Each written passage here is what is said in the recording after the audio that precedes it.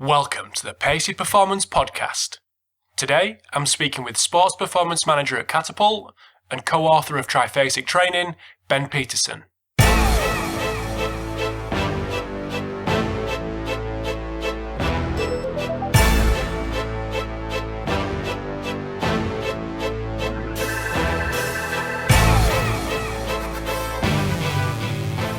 Hi guys, thanks for tuning in to episode 47 of the Pacey Performance Podcast.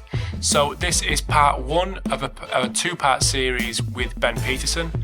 So in part one, we discuss everything Catapult and GPS. So a couple of weeks ago, I put a question out on Twitter asking people to put their questions to me so I can put them to Ben. So if you put them forward, I think we've gone through every one of them. So if you were one of them, we've answered your question, and hopefully they're going to be valuable to everyone else listening as well. So I mentioned in episode 46 with Matt Jordan that there was going to be a really exciting announcement for the Pacey Performance Podcast on this episode with Ben. So just want to announce that Train with Push are going to be the new sponsors of the Pacey Performance Podcast. So really excited to get them on board. So firstly, I want to thank Train with Push for wanting to get on board. It's a really big step for the podcast that people of that caliber want to be involved and support the podcast. So I think there's nothing more cringy than listening to other podcasts and they have sponsors on who they've clearly never experienced the product, which is why I wanted to get involved with Push, because I have actually experienced the Push band. I'd encourage you, if you are interested, to check out episode 41 of the Pacey Performance Podcast, because Matt Cusdub, who's a sports scientist at Train with Push, does a really great job of explaining benefits of using the push band and velocity-based training as a whole. And there's more experienced and knowledgeable guys than me out there who have written extensively on the subject of velocity-based training, how it can be used in training and its kind of benefits. I'm going to put a couple of links on paceyperformance.co.uk/47, and there's going to be quite a few links on there which you can check out. So there's ones from Cal Valle, Mladen Jovanovic, Dan Baker, all outlining the benefits of velocity-based training and in particular push band. So over the next couple of episodes, I'll keep you informed on how I'm getting on with using the push band, so kind of like a little ongoing review, which I'm hoping will give you a little insight into how you can use it, whether it'll fit the guys that you work with or fit your own training, which I'm sure it will do. So now for the best bit for all you listeners. So Push have offered a discount code for all Pacey Performance listeners, exclusive to the podcast. So if you're in the US, when you go to trainwithpush.com, when it says redeem code, put in PaceyPerform10 and that will get you 10% off your purchase. If you're in the UK, go to strengthandconditioningeducation.com/push.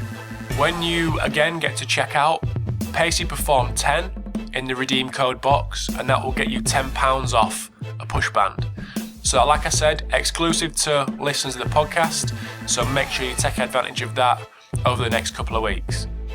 So all that said, got a great interview coming up with Ben Peterson, so enjoy the episode and I will speak to you soon. Okay, hi guys, thanks for tuning in to the Pacey Performance Podcast.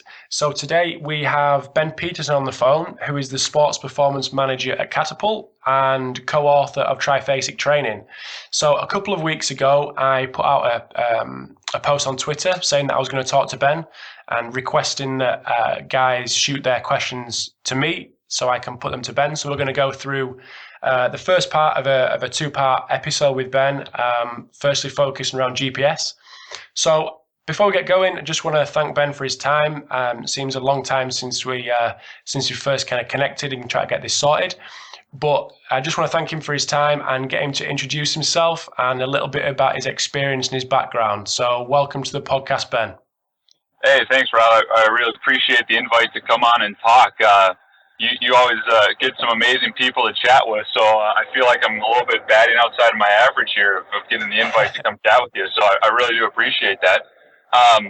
More background about me. I mean, you pretty much said probably the most important stuff. Currently work at Catapult.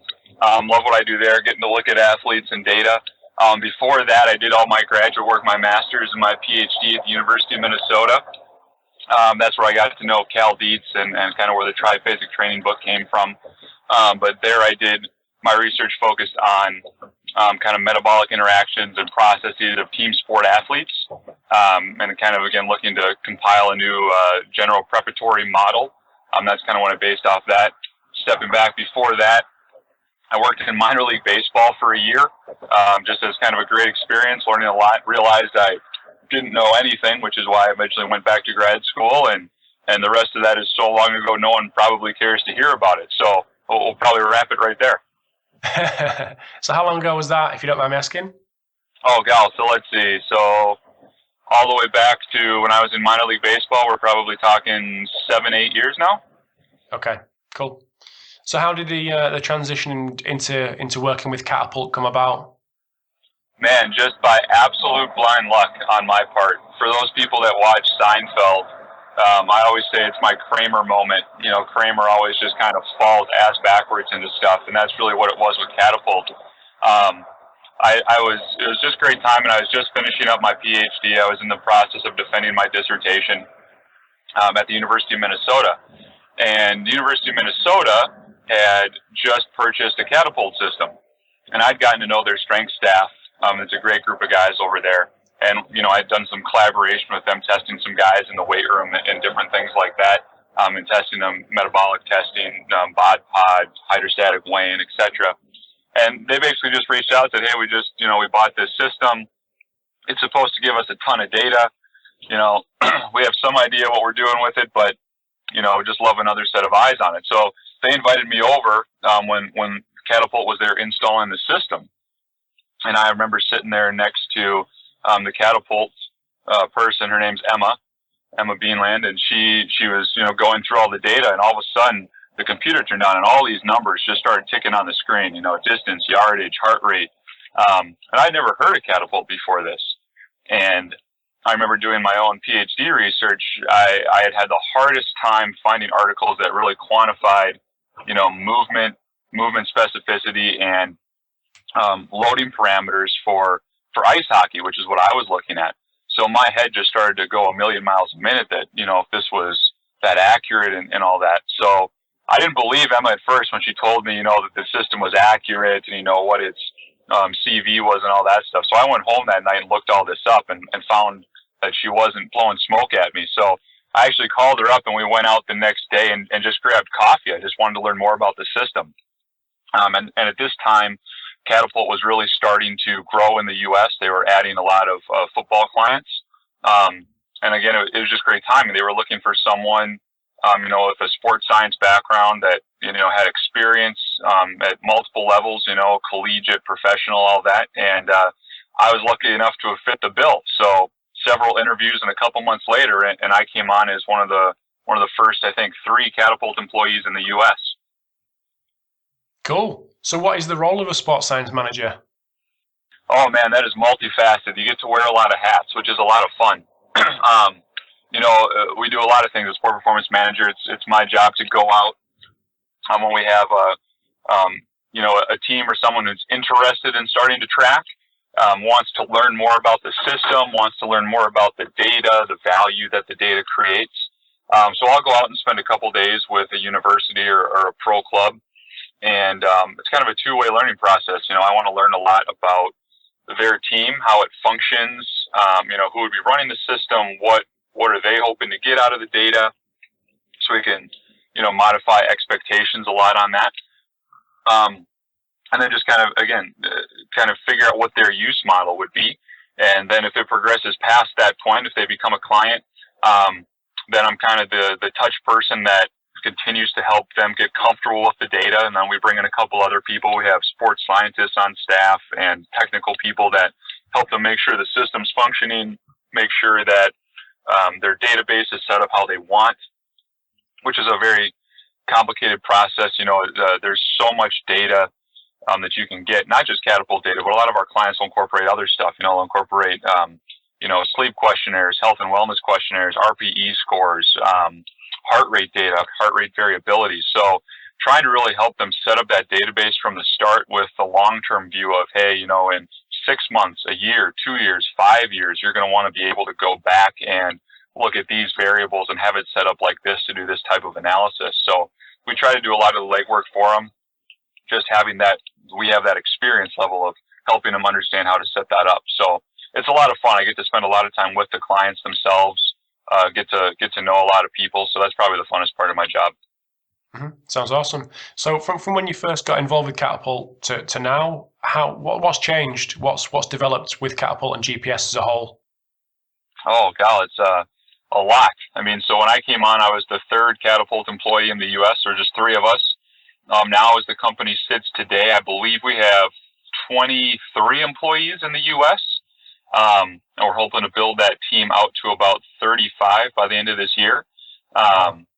And really, that just comes from the explosion in the U.S. of kind of this, what I call like this internal desire, the sports science wave that's kind of sweeping everyone, which is great. I mean, everyone wants to be, I think, more scientific and be able to quantify decisions that we make on these players, right? It's a long season. There's all these variables, and we want to make sure that we're making the best decision possible for everyone. So obviously, that's changed a lot with the company. Just the number of people, the number of clients we have has exploded. Not the sports we work with. You know, when I was here, we really just worked with college football and the NFL. Now we work with the NBA. We work with some NHL teams. We work with a lot of collegiate teams. In college, it's been really fun. We started working with a lot of Olympic sports. So obviously soccer, but also like men and women's basketball, women's volleyball. Lacrosse is a sport we're just starting to get into, which is really cool to look at, especially because some of the extra fun metabolic pieces that fall into that. So yeah, I guess 2 things. We've created obviously a lot more clientele, but then also we've built out kind of our own internal research department to try and start to address these new sports and figure out, you know, how can we apply this data in a valuable way for these teams. Mm-hmm. So I'll just move on to a couple of the questions that got put to us on Twitter, or got put to me on Twitter to put to you. So Michael Symes has asked, I mean, you might have covered it a little bit, but a really kind of good start-off question. What are the benefits of live GPS tracking in team sports? Sure. I mean, there's lots of them. It kind of depends on the sport. The main one of why it's always really great to track live would be if you have players that you're worried about, whether it is they're coming back from an injury, or, you know, there's certain external variables, like maybe it's a hot day outside, so ambient temperature reasons, things where you want to make, you know, instant decisions and feedback. I always tell all of our clients the first step to tracking is you have to get to a point where you know what an athlete's average is. You know, what do they look like on a normal day? And that has to be on an athlete by athlete basis, especially as you get to professional sports. Because as you look at data of these guys in the pros, they're all freaks to a certain extent, right? They all have certain things that make them special, and that's why they, you know, play professional sports. But those things that make them special also make them very different from other athletes that might even be playing the same position. So you want to have a good picture right off the bat of, all right, what is normal for this athlete? And that could be, you know, on a daily practice or for this week, whatever. And then really from that point, data is simple to a certain extent, because you just want to track and see, one, is my athlete deviating from his average? And then there's a lot of things that go into that, right? At what point is it a significant enough deviation that you want to make an intervention, or it justifies changing something in training or protocol? But once you know what those averages are, that's why GPS is great. If you're worried about a guy's legs or his hamstrings, you can start tracking, you know, what's his total yards at a high velocity, right? Or you can see just his total load score has gone up. You know, is he significantly higher in a load today than he should be? Is that a good thing? Is that a bad thing? And I've seen teams take multiple different approaches with this, which has been really cool. There's some teams that take what I would say is a minimalist approach, which is they track it daily to watch stuff, but they very rarely ever will make an intervention. It's more of if something's different on that day, they log it while they're looking at the data, and maybe jot some notes as to possible reasons why, and, you know, if it's good or bad, and then they talk about it later. There's other teams that will go into practice with a very specific plan for, you know, each of their guys. Like a football team might have a specific set of ideas of exactly how much high velocity yardage they want individual receivers to have at a practice during that day. And, I've seen teams that will have, walkie-talkies. There'll be a guy with a walkie-talkie at the computer. There'll be another, walkie-talkie with the coach, the training staff. So they're in constant communication. So they really have a pulse of just exactly where every guy's at during practice. Both of those things I've seen to be very successful. So I wouldn't say one is right, one is wrong. I really think it's just what fits the team and kind of the culture of that team. Mm-hmm. So how long have you seen that people take to kind of create them averages? How long is it before you can get some of that data and make use of it? Yeah. Usually what I tell them is, we follow like what basic statistics would tell you. So you want a sample size of probably 15 to at least be fairly confident that encapsulates a lot of the variability. Because obviously you don't want to go out and make a decision on 1 or 2 days, because you might have no clue if that's high or low for that day. So ideally I tell people you want to have, 12 to 15 sessions to where the point where you can start making some general interventions. And then obviously as the more sessions you add to that, the more of the puzzle starts to come together. And then I tell them too, like a general intervention is something like player load is a very overall encompassing metric, right? We're basically capturing the total volume and intensity of work at a practice. So after 15 sessions, you should have a pretty good idea of what that person's average should be for a practice of a general load. So if you want to make sure the athlete isn't too high or too low on that, you can probably tweak some things to intervene on that. If you're trying to get much more specific, however, with your intervention, say if you're looking at something like an IMA measure, so a Catapult, we have something called your inertial movement analysis, which looks at more explosive finite movements. It captures things like 1-2 step acceleration, deceleration, and change of direction. Really good insight into things like groin stress, load on the quad versus the posterior chain, things of that nature. But again, it's much more specific, so you need a lot more data to really understand how you might want to intervene. So I tell clients on measures like that, we want to hold off, and really collect data for, probably 20 to 30 sessions before you really start to make interventions on things like that. Mm-hmm. So what's the accuracy of the Catapult system? Yeah, so the accuracy of the system, from a GPS standpoint, depending on which system you're at, the GPS system, so the GLONASS satellite system outdoor, our error rate, I believe, is about 2.5%. Maybe 2.2 off the top of my head. And that comes about too, that's kind of been a huge step forward in Catapult over the last 12 months, was upgrading to that GLONASS satellite constellation. Basically what it does is it doubled the amount of satellites that are tracking every Catapult monitor outdoors. So it really improves the triangulation of the monitor to the satellite. It gives us a much more accurate picture. The other system that Catapult has now is what we call Clear Sky, and that's a local positional tracking system that's meant for indoors. So in general terms, what we do is we go into an arena, we would install pods, which basically take the place of the satellites that would be outside. And then so all these pods then triangulate and can track the monitors indoors. And that error rate is, we're down to about, I think, 4 centimeters. So less than half of a percentage point of error, because again, you're just minimizing the measured distance, so it becomes much, much more accurate. Cool. So next question from Jake Kemp. Your views on absolute versus relative speed thresholds, for example, percentage of MAS, pros and cons? All right. So we're having good questions here. A lot of different ways you can do it, right? Part of that, I'm going to preface this by saying that I don't do a whole lot of stuff with soccer, right? So I do deal more with American sports, which they don't deal with that type of data as much. But like an MAS measure is really important, kind of from like a general standpoint. But I would say if you really want to know their MAS yardage, you have to get very specific with what you're entering into the computer as like their heart rate data as well, to really understand if you go through and actually test them. And like you're on a treadmill and based on their heart rate and VO2, I know that their MAS speed is whatever, 12 kilometers an hour, 14K an hour, whatever that is. I think that's a really good way to track a lot of stuff. As far as max velocity, the best way I still think is to One is to get max velocities from players at practice. So again, spend that, 15 sessions and go through and kind of collect that data. I would hope over 2 weeks that you're going to have an athlete that pretty much hits their max speed. You should have a relative idea. Because again, game conditions for max speed and when they're in their equipment or moving around are usually very different than if you have someone line up and, run a 20, 40, 60 meter sprint. But once we pull what those max velocities are, we always like to put those into the system for each individual player and then base all of kind of like their high velocity yardage analysis on a percentage basis so you can compare apples to apples. So now I could look at an athlete and say, okay, athlete X compared to athlete Y spent, this much time at 90% or above of their max velocity.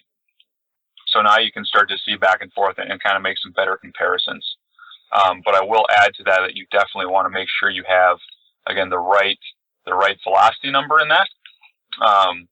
Because the really interesting thing we've seen with, like, let's say a sport like football, for example, American football. I should preface that. This is an international podcast. And I've had a lot of good debates with a lot of Aussies and Englishmen about why we call it football, because you never really use your foot. And those are all great arguments.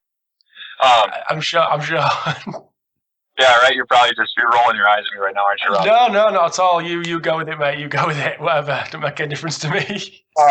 But, there's a lot of really great research out there from a lot of labs that have shown that it's very important, right, that you want to hit that top velocity for a player, every 7 to 10 days, just to make sure you maintain that quality within the structure, which again is primarily a neural quality. So you just want to make sure that you don't detrain that top speed part. Otherwise, you are at a higher risk for hamstring pull.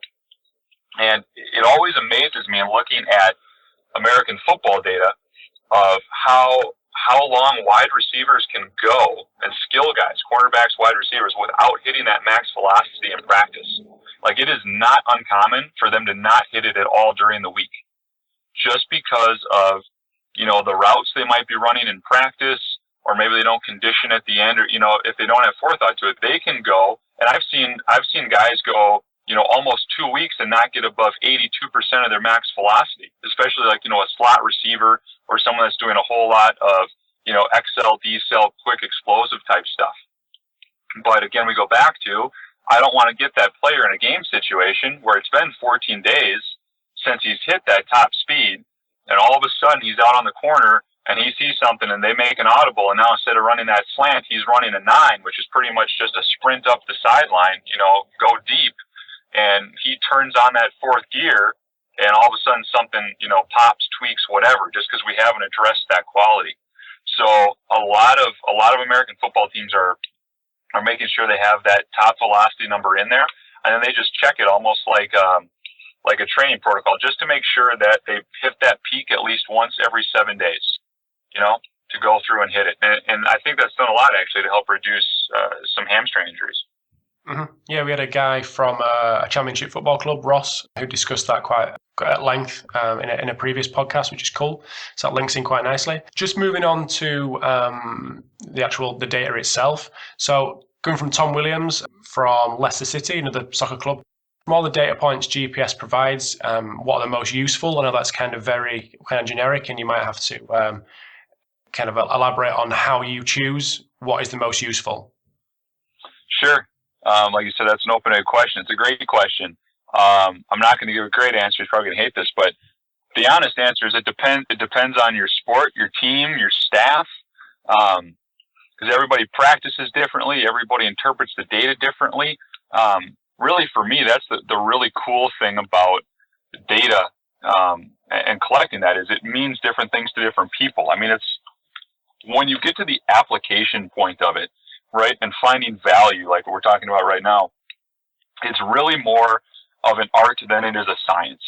I mean, you need the science there to support the rationale as to, why we're collecting these variables, why they could be important, and, the physiological undertones as to how you could apply that. But when it comes to direct application, how you pull those different variables together in your style and all the other things that come into that, that's really art, and it's really fun to see how different people do it. So with me using that as kind of a cop-out, roundabout answer to not directly answer his question. No, not at all. Not at all.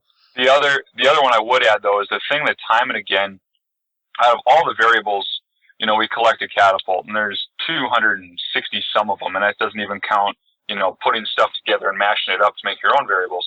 Out of all those variables, the things that time and time again always come back to seem to matter the most are the things that would always matter the most in any part of training. You want to know volume and you want to know intensity. And if you can quantify those two things accurately and really hone those in on your team, you can sidestep a lot of injuries and see pretty good improvements in performance. So on those two aspects for Catapult data, you're talking player load, which again is it's a scaling number, right? So it's a number based on the accelerometry data that's going to tell you, in a general sense, how much work has the athlete done today. If it's the number's 300 versus a guy that's 200, the guy that has a player load of 300 has done 50% more work. Then there's other ways to quantify that as an intensity, whether it be player load per minute or player load per yard. So now you can understand, again, as a time function, how intense are they working per minute, or how much workload have they done per yard. And in a sport like American football, the player load per yard is really interesting to look at. Kind of the bigger guys, the offensive linemen, defensive linemen, guys that certainly aren't running around and, adding 500-600 yards of high velocity running during practice, but they're firing off a football, and they're either applying or withstanding a whole lot of force in a short amount of time without moving a whole lot of distance. So those are really interesting to look at as well. So I guess, yeah, player load, intensity is important. And then the other most important one I would say, because it's just easy, is going back to that velocity band issue, is just making sure that guys are hitting those velocity bands that you want them to hit. Those would kind of be the main metrics I tell everybody to start with, and they're pretty easy to apply, easy to understand. And they're also the metrics too that have the biggest carryover from club to club. So you can usually help teams understand a little bit better too of, what are some numbers that would be considered normal. You still want them to find their own individual normal, but you can kind of help guide the ship a little bit better right out of the gate. So, we're going to come on to a question from your friend Cal Valle in a minute, but I discussed with him probably 20, 25 episodes ago about the use of heart rate. Is that still something that is kind of pivotal in what people are doing in the people that you're dealing with? Yeah, absolutely. The heart rate's great because it kind of gives you your internal metabolic load, and Catapult's great because you get your mechanical or external load. And to really know the full picture of what's going on, you need to have both of those inputs. Because otherwise, I've seen it both ways in data sets where an athlete might be presenting normally from a mechanical point, his load might be the same, his load per minute's the same, but when you look at him metabolically, his heart rate might be 20 beats higher per minute on average than it normally would have been the week before accomplishing the same load. And I can tell you similar stories where that's flipped, where the heart rate looks fairly normal, but it looks normal because they're not producing the load and the intensity that they normally would. So you kind of need both to be able to tease out what might actually be going on to that athlete. So within Catapult and with the guys that you're working with, are you creating like a database of practices so you can compare a Monday to a Monday to a Monday and a Tuesday to a Tuesday, if that's quite consistent throughout the week through the preparation for a match? Yep, exactly right. So we do a lot of stuff now with tagging practices, and again, going back to setting up the database in advance, because those are things that, right, you probably can't compare during the first season, but the second, third, fourth, you definitely want to go back to. And we'll get a little more specific as well, like we'll tag so you can look at, a Tuesday practice versus a Tuesday, but then we'll also go and look at the specific part of practice. So maybe what did a team period or an individual period look like on a Tuesday versus another Tuesday. We have some of our more advanced clients that are really doing some interesting analysis right now where they're looking at, like let's compare a Tuesday to a Tuesday on weeks we won the game versus weeks that we didn't win the game, and trying to really tease out what are the small things that might have been different throughout the week from a practice standpoint that could have made the difference in that win or loss. So that's kind of really interesting to start to look at. Cool. So how many of your clients kind of doing internal studies on their data? How many clients are doing internal studies? Yeah. Yeah, no, quite a few actually. I would say probably 40% are doing what I would say some fairly in-depth, statistically in-depth studies where they're kind of going back. I think that number is going to grow a lot, partially just because too, in the U.S. we're still in our infancy in this whole sports science data thing. We know we're not like you Europeans with your 10 years of data you can go back and look at. Most of our football teams over here, are 1 or 2 years worth of data. And some of our sports, like in lacrosse, this will be the first year we're really collecting lacrosse data. So there's still that initial point of just general discovery before we can really even get into the more scientific, nitty-gritty statistical stuff. Mm-hmm. So what lacrosse clubs are you working with? Is it collegiate? Yep, right now all collegiate stuff. There's not a huge professional. I mean, we have a professional league over here, but haven't gotten into that one yet. Cool. So coming on to the question from your friend Carl, what's the next step for Catapult hardware, specifically in terms of foot strike? Yeah, that's a great question from Carl. I love where his head's at, because he's basically asking, can this be a portable force plate? Okay. Which would be awesome. It's not quite to that point yet. And mainly, again, we're limited by, hertz rate. For cycling, the accelerometer is 100 hertz accelerometer, which gives you a picture. I mean, when we go through the raw trace data on the system, you can certainly look and see little things like that. It's really hard, though, to differentiate like the heel to the toe, especially if you're at a higher rate of velocity, just again because of the sampling frequency and how fast that movement is. So I guess what I would tell Carl is yes, but it's still a little messy. It's not really what the system's designed for at this point. We have some stuff, on the drawing board R&D where we'll have where we want to come out with a little bit beefier monitor that has maybe a little bit higher end hardware on it, maybe like a 500 hertz accelerometer that you could use for those types of things. Because from a movement perspective, that would be invaluable, like on a return to play protocol or something for a training staff to be able to throw in like the Catapult monitor that's geared up for that type of analysis, and to be able to put them through a course and really see at a 500 hertz breakdown of exactly how is everyone planting, moving, etc. And I think you'll see that sooner rather than later. Okay, cool. And last but not least, so this is obviously going to be a really big one, and again, a very open-ended one. So that, although a very individual thing, depending on the coach, how have you seen in your experience the best way to present this GPS data? Again, it's going to be very dependent on who you're working with and the coach himself. But what have you seen in your experience? Yeah, so like you said, it can be very coach-specific. There's two approaches I've seen work very well. One I call the Darren Burgess approach to data, because I heard him tell this story a couple of years ago, and it's proved very true. And he'd probably do a lot more justice to it. But to paraphrase the story, when he was first starting out, trying to give the coaches information, he would write up a report every night, and he would just slip it under the coach's door and walk away. He wouldn't go up to the coach. He wouldn't tell the coach about all this really great, cool stuff I've just discovered. And, here's our player averages and our wide receivers are so fast, etc. He would just make a very simple report and put it under the coach's door and walk away. And the funny thing about the story that stood out to me when he told it is that the coach never acknowledged that he got any of these reports. And I think this went on for like weeks or possibly months. But every night, Darren would go put that under there.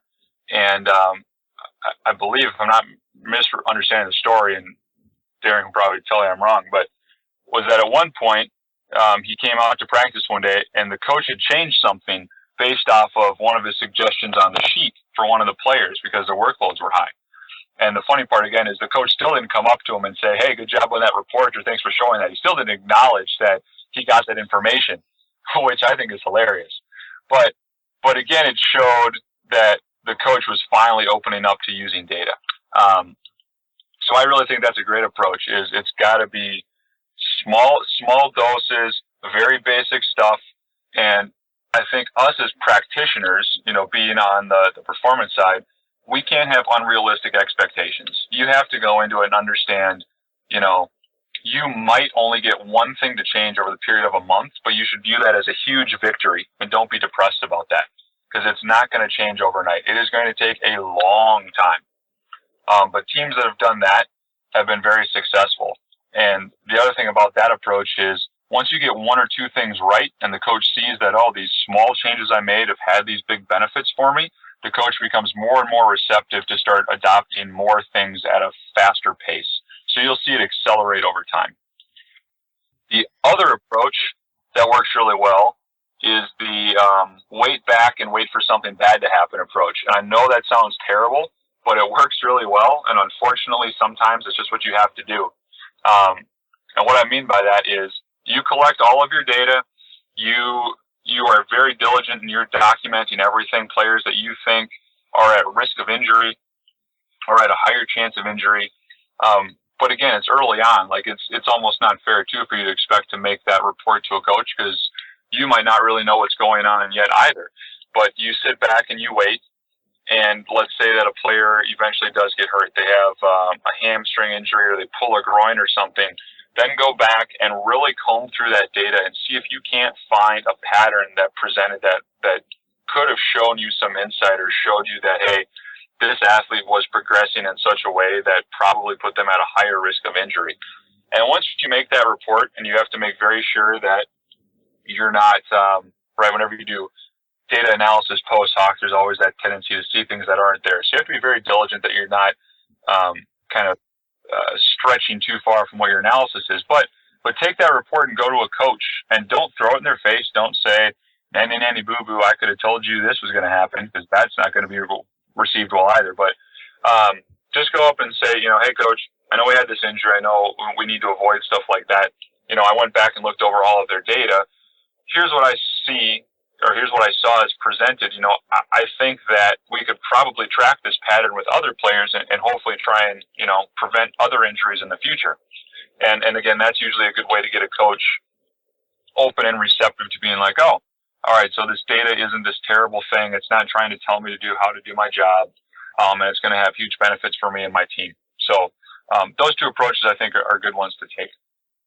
Cool. Well, we've come to the end of the questions that I had on GPS. So just to round up part one, the reason I did it in two parts was because it was kind of obvious that there was two specific things that I wanted to speak to you about. But just before we get into the second part, do you just want to give us a bit of a knowledge on where people can find you and keep up to date with everything you got going on? Yeah, absolutely. Obviously, you can get a hold of me by email.